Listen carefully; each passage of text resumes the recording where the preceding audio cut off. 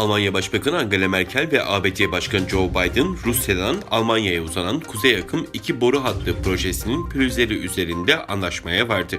Polonya ve Ukrayna varılan anlaşmayı kınadıklarını duyurdu. Proje, ABD ve Almanya arasında uzun süredir tartışılıyordu. Kuzey Akım 2 gaz boru hattı Rusya'nın Baltık Denizi kıyısından başlayarak deniz boyunca Almanya'ya kadar iniyor. Çin'in Henan eyaletinde şiddetli yağışların yol açtığı sel felaketinde yaşamını yitirenlerin sayısı 33'e yükseldi. Kayıp ihbarı yapılan 8 kişi için ise arama kurtarma çalışmaları devam ediyor. Teyit edilen ölümlerin en az 12'sinin meydana geldiği düşünülen metroda da tüneller, platformlar ve vagonlarda su seviyesi bel hizasına kadar çıktı. Kurtarma çalışmaları sırasında can kayıplarının artabileceği düşünülüyor. Çin hükümeti Dünya Sağlık Örgütü'nün Covid-19'un kaynağı ile ilgili yapacağı soruşturmanın ikinci safhasında Wuhan'daki laboratuvarlardan sızma ihtimalinin de araştırılacak olması nedeniyle soruşturmada yer almayacağını duyurdu. Dünya Sağlık Örgütü Covid-19'un kökeniyle ilgili olarak ilk raporunu Mart ayında yayınlamıştı. Örgüt, virüsün 2019 yılının Aralık ayında insanlara bulaşmasından önce muhtemelen bir hayvandan kaynaklandığı sonucuna ulaşmıştı.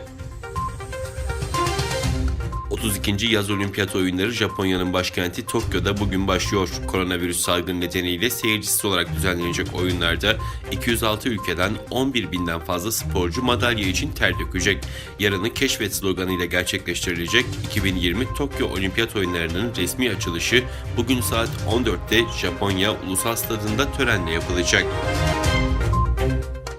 ABD yönetimi Küba'da hükümet karşıtı göstericilere yönelik insan hakları ihlalleri olduğu gerekçesiyle bazı Kübalı yetkilileri yaptırım listesine aldığını açıkladı. ABD Başkanı Joe Biden yönetiminin bu adımı Küba kökenli Amerikalıların ve bazı siyasetçilerin baskısı ardından geldi. Perşembe günü açıklanan yeni yaptırımlar Küba Savunma Bakanı General Alvaro Lopez de İçişleri Bakanlığı'na bağlı Özel Kuvvetler Birimini hedef alıyor.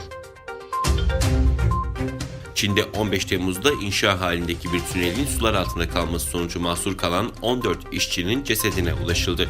Çuhay şehir hükümetinin sosyal medya sitesindeki açıklamasında Shijingshan tünelindeki felaketin nedeni veya ölümler hakkında daha fazla bilgiye yer verilmedi.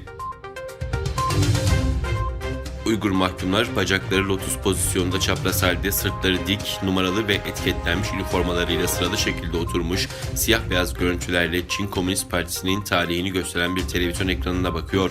Burası Doğu Türkistan'ın başkenti Urumçi'de bulunan Dubançang toplama kampındaki 3 nolu gözaltı merkezinin sadece bir bölümündeki tahmini 240 hücreden biri. Toplama kampındaki faaliyetlere bakıldığında Çin'in hala çok sayıda Uygur ve diğer Türkiye toplumlara mensup kişileri tuttuğu ve tutmayı planladığı net olarak anlaşılıyor.